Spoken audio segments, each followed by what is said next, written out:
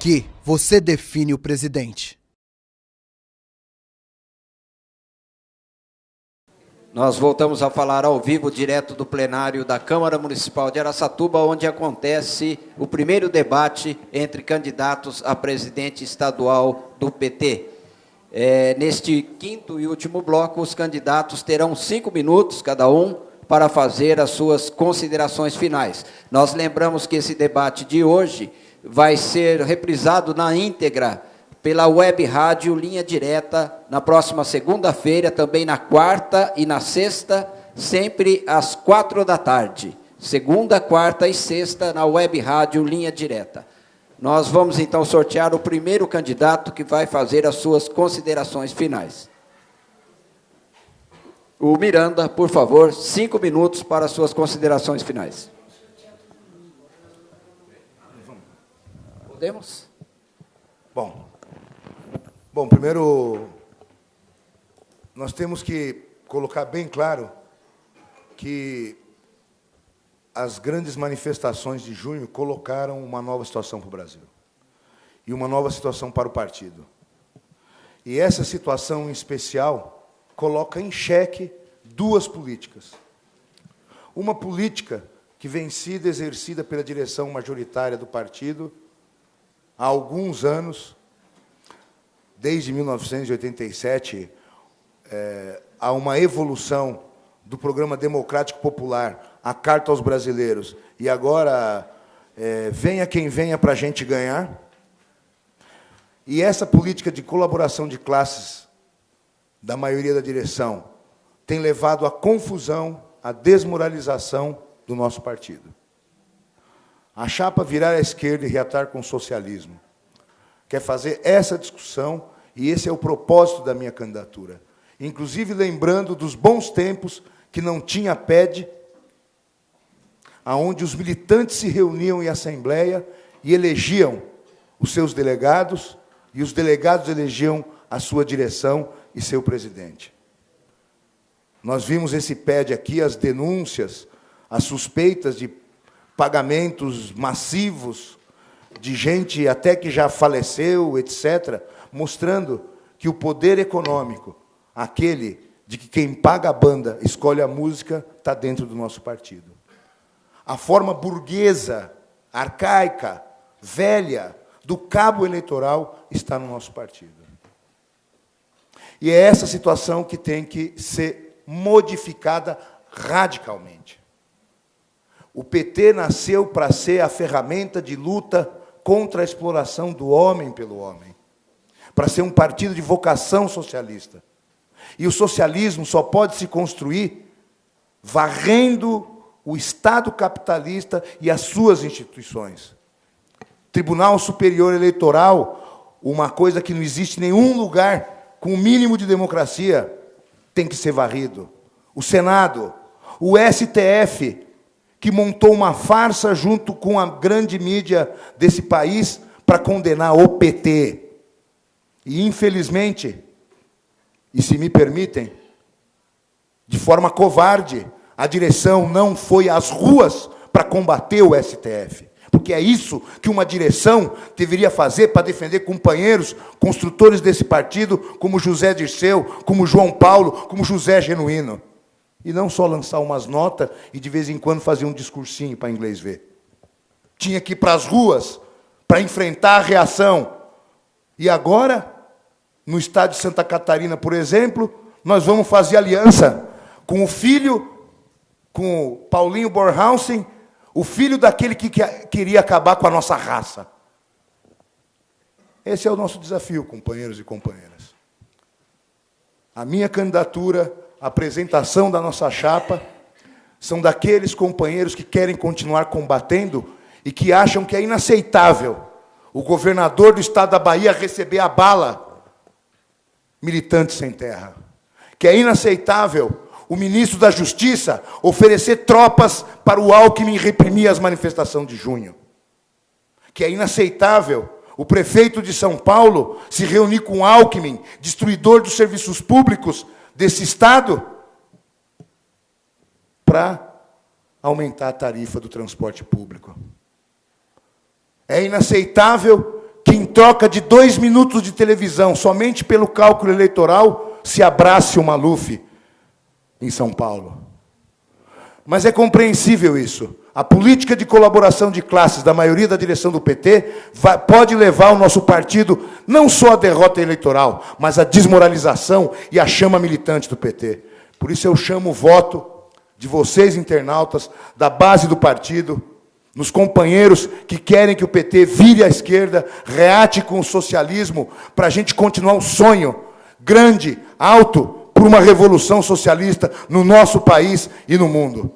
Essa é a nossa vontade, e essa é a vontade, tenho certeza, dos milhões que estão na rua nesse momento e dos milhões que estiveram em junho. E seremos muito mais, porque nós lutamos pelo futuro da humanidade, nós lutamos pelo socialismo. Muito obrigado. Nós vamos agora ao segundo candidato para suas considerações finais. Amisa Boito, por favor.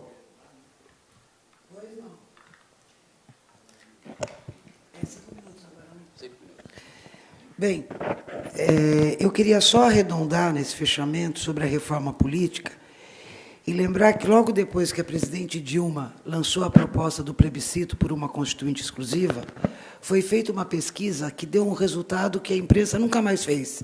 73% da população apoiava a proposta de uma constituinte exclusiva. Eu digo isso porque a reforma política, ela não é o socialismo. Ela é a luta pela democracia. Mas em países como o nosso, que são países dominados pelo imperialismo, aquelas tarefas democráticas, como a reforma agrária, que na Europa a burguesia fez, aqui faz parte da luta pelo socialismo. Então, aqui não tem que tergiversar. Mantém como está ou lutamos pela reforma política.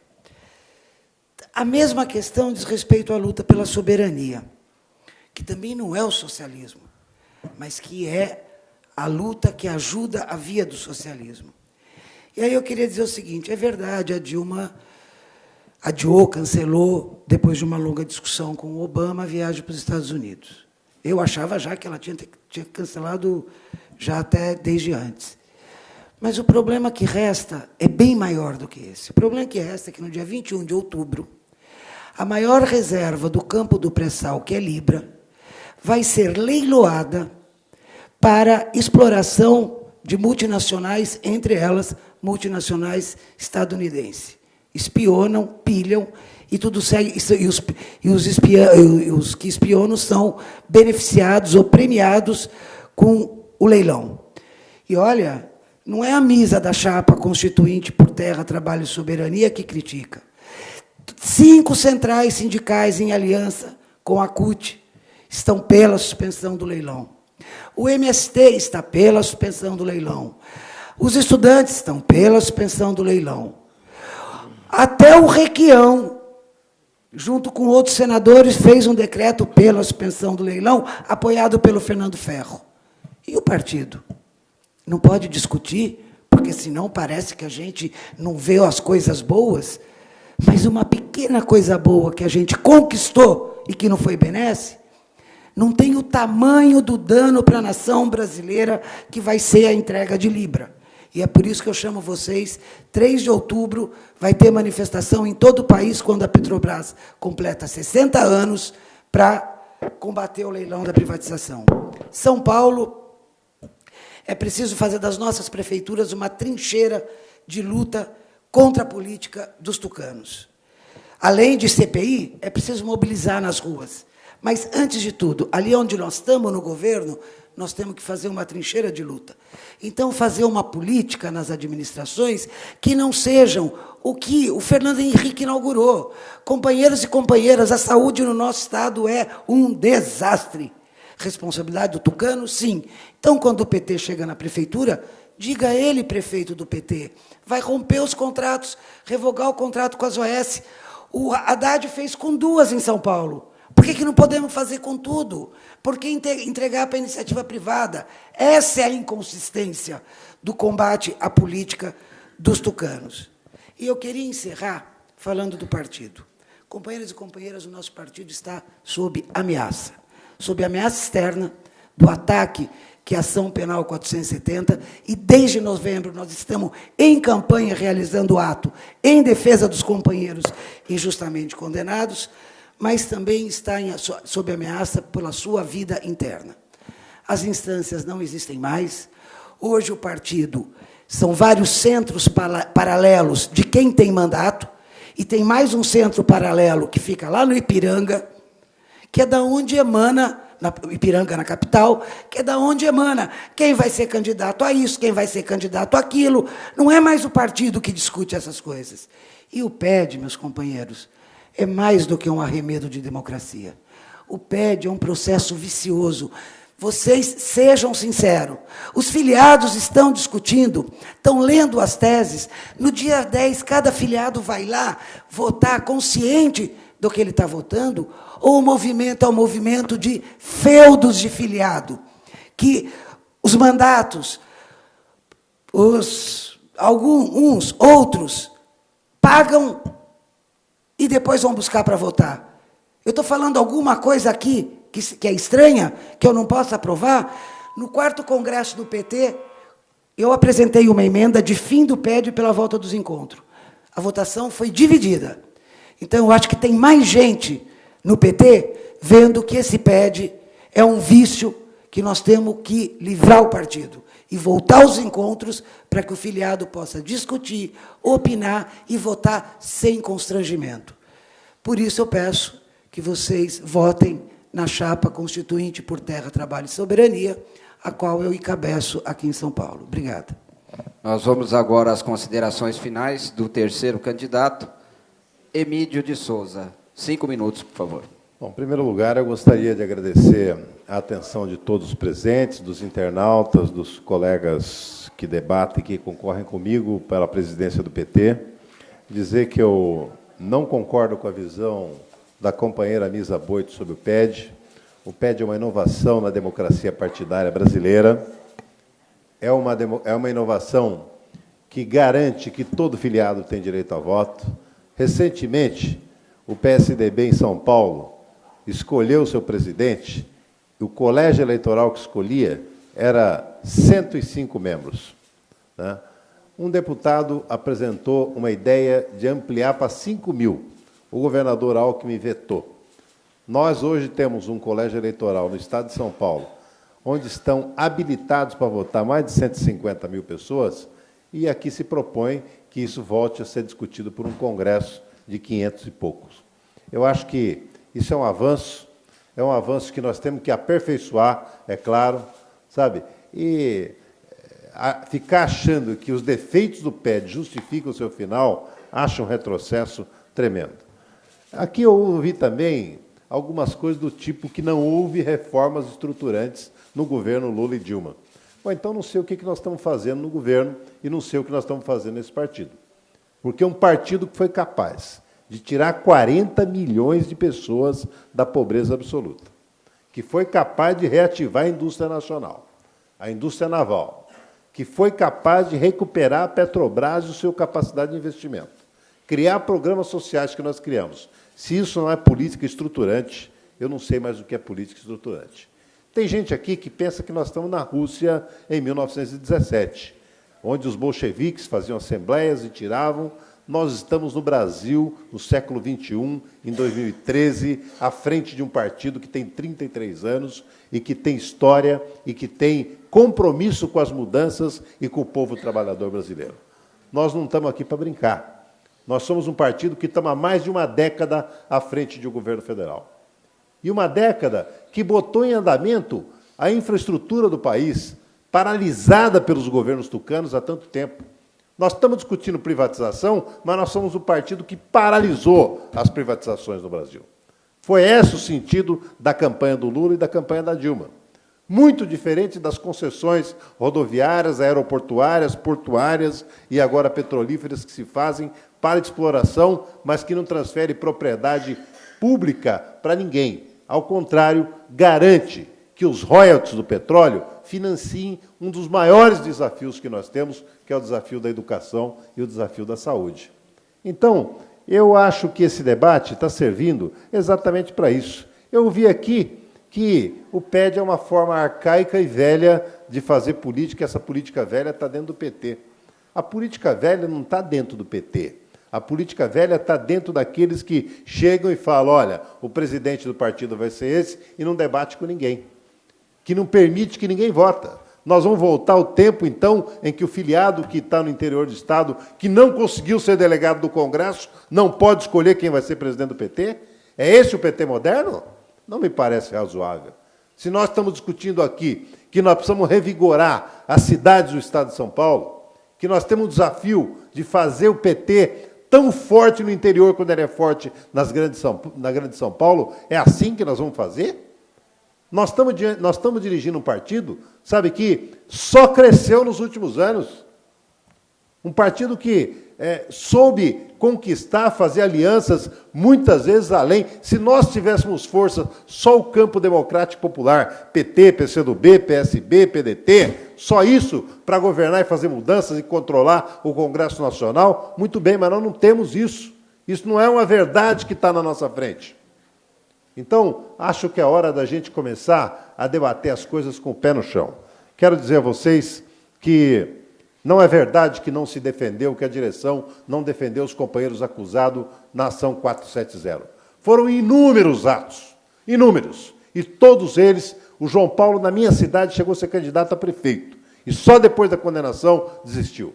Então, não é verdade que não teve apoio. Eu quero encerrar dizendo que eu tenho apoio também do deputado Rui Falcão, candidato a presidente nacional, do deputado Paulo Teixeira, candidato também da Mensagem. Quero dizer que uma homenagem que vale a pena ser feita nesse momento é a dois companheiros que se foram há pouco tempo, o Carlão da POSP e o nosso companheiro Guxiquem, que nós sepultamos a semana passada. Sepultamos o corpo, mas as ideias dele permanecem com todos nós. Eu peço o voto para presidente no número 380. Vamos agora ao quarto candidato para fazer as suas considerações finais. Lício, por favor. Bom, primeiro eu queria dizer que eu acho que esse debate está iniciando uma série que nós vamos fazer até o final do PED, que é muito importante. Acho que tem uma tendência nos últimos anos do PT em minimizar o debate, em tornar os debates burocráticos, como se fosse uma coisa para constar. Eu acho que deu para perceber aqui hoje que vale a pena debater. Mais que valer a pena debater, vale a pena trazer a militância, chamar você que está nos assistindo ali, a procurar refletir mais sobre o que foi dito aqui. Porque ficou evidente que existem diferenças muito profundas no interior do PT. E se a gente quer construir o partido, se a gente quer que o partido cumpra a sua vocação de ser um partido transformador da sociedade brasileira, nós precisamos ter muita paciência para fazer esse debate entre nós. Muita paciência e muito respeito à opinião de todas as correntes políticas do PT, porque todas são construtores e todas querem que o partido cresça, que o partido avance, que o partido cumpra o seu papel.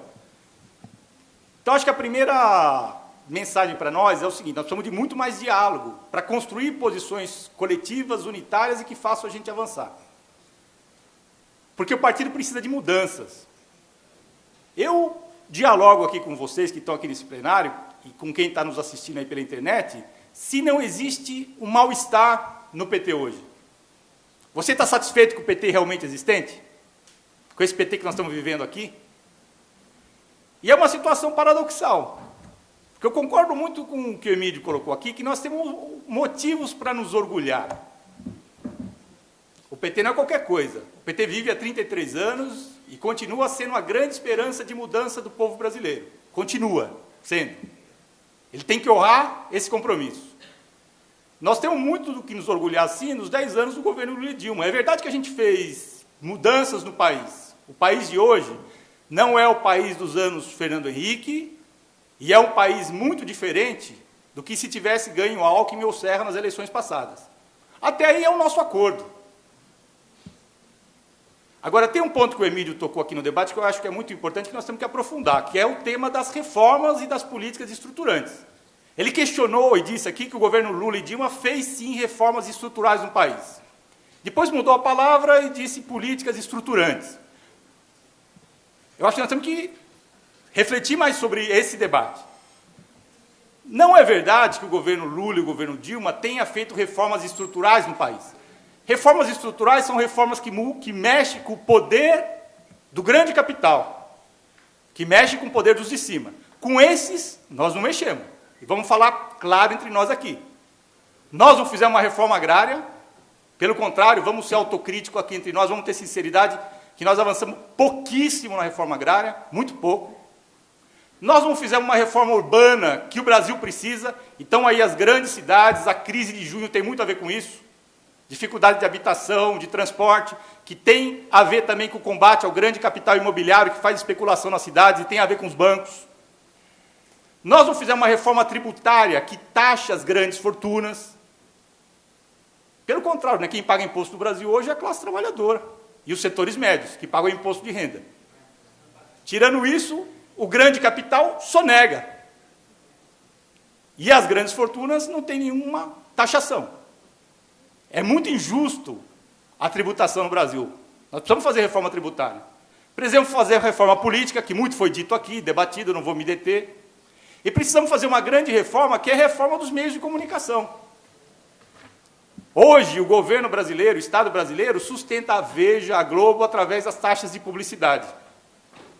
Veja e Globo que nos atacam cotidianamente, que são partido do grande capital. Não tem nenhuma democracia nos meios de comunicação. E abra-se um parênteses, o ministro Paulo Bernardo, que é do PT, filiado lá no Paraná, deu uma entrevista na Veja criticando o PT.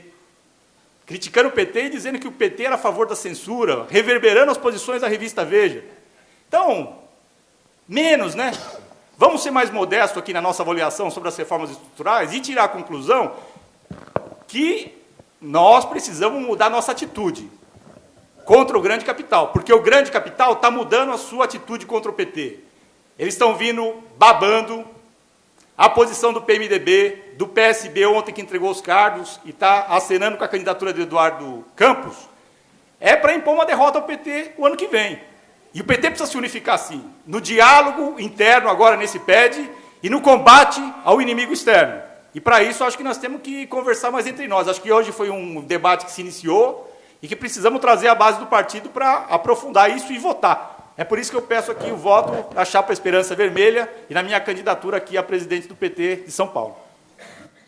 Vamos agora às considerações finais do candidato Carlão, do PT. Bom, eu acredito que a gente tem muito o que se orgulhar do nosso governo. Tivemos conquista importante. Ter um operário chegar à presidência da República não é pouca coisa. Eu acho que esse foi um projeto político que, nos últimos 30 anos, foi a maior conquista que a classe trabalhadora teve, eu diria que, se não só no Brasil, mas quase que no mundo, que você ter um operário chegando ao poder. Isso foi uma conquista muito importante. Mas aqui entre nós podemos e precisamos falar das nossas limitações, porque senão a gente não constrói uma alternativa para frente. E a principal delas é que o limite das nossas políticas sociais está esbarrando hoje na crise internacional, na crise econômica internacional, e ela não vai permitir que a gente continue avançando, ampliando as conquistas. Por quê? Porque nós não mexemos no capital. Então, não tem como você dividir o bolo para os dois lados. Não tem como fazer essa mágica. Um exemplo claro disso é o Minha Casa Minha Vida, que foi o que deu sustentação minimamente para a economia do país, mas hoje você ampliou o ganho das empreiteiras. Você ampliou e ampliou muito. Por quê? Porque, ao não ter uma reforma urbana, hoje o movimento de moradia não consegue mais comprar terra, não consegue ter acesso à terra, porque os donos da terra aumentaram o bolo, e o governo não pode subsidiar mais do que tem. Então, isso não é uma enganação, foi um projeto extremamente importante, mas ele chegou no seu limite, porque nós não mexemos naquilo que é mais importante, que é fazer uma transformação, uma reforma urbana capaz de começar a devolver para o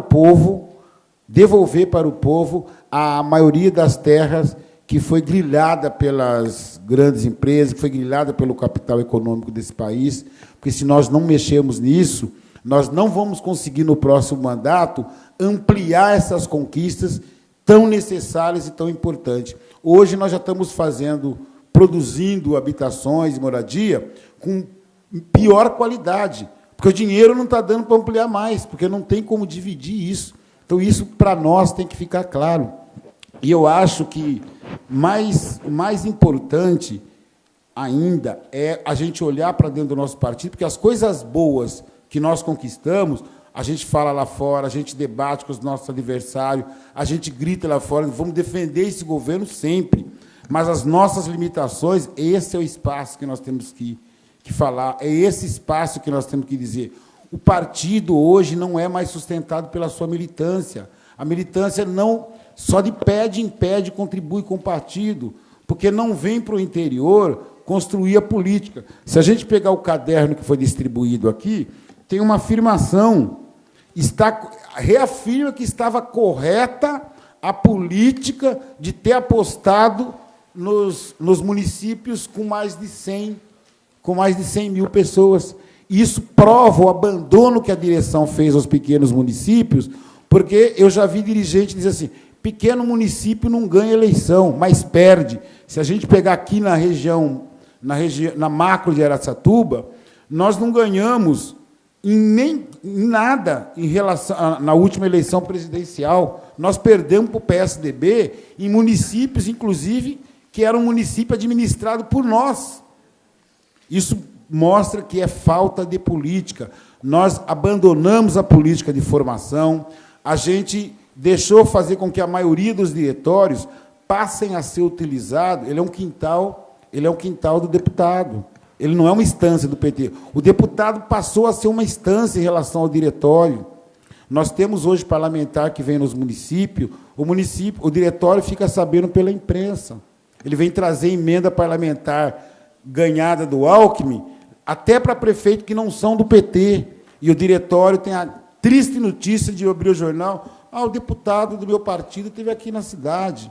Nós, em Campinas, o Vacareza, em Campinas, Emílio, ele, ao contrário da decisão do diretório, ele foi na imprensa dizer, eu sou a favor de ficar com o Jonas, o PT tem que estar junto com o Jonas. Mas ele nunca entrou na sede do partido para discutir conosco a opinião dele. Nós pedimos comissão de ética para ele, porque nós queremos fazer essa disputa política por inteiro, porque a base dele lá foi para dentro do governo, e de um governo que nós tivemos 45% nas últimas eleições. Então, o partido não pode admitir esse tipo de postura. Para fazer oposição no Estado de São Paulo, para ganhar as eleições no Estado de São Paulo, tem que fazer uma oposição consequente. A oposição consequente, ela começa fortalecendo as instâncias partidárias, e é por isso que a gente quer fazer esse debate, quer disputar o PED, e vamos, nos próximos debates, estar aprofundando esse debate da estruturação do governo, que o Emílio levantou, que é um debate importante para a gente fazer. Com o encerramento deste quinto bloco, nós estamos encerrando também este primeiro debate entre os candidatos a presidente estadual do PT São Paulo. Transmitimos ao vivo pela web rádio e também TV Linha Direta. Lembrando que o próximo debate será no dia 28 de setembro, às 15h, em Campinas. E teremos ainda outros 5 debates até o dia 26 de outubro, envolvendo todos os candidatos à presidência do PT São Paulo. Nós agradecemos muito aos internautas que nos acompanharam e também aos militantes da macro-região de Araçatuba presentes aqui ao plenário da Câmara Municipal de Araçatuba. Obrigado e boa noite.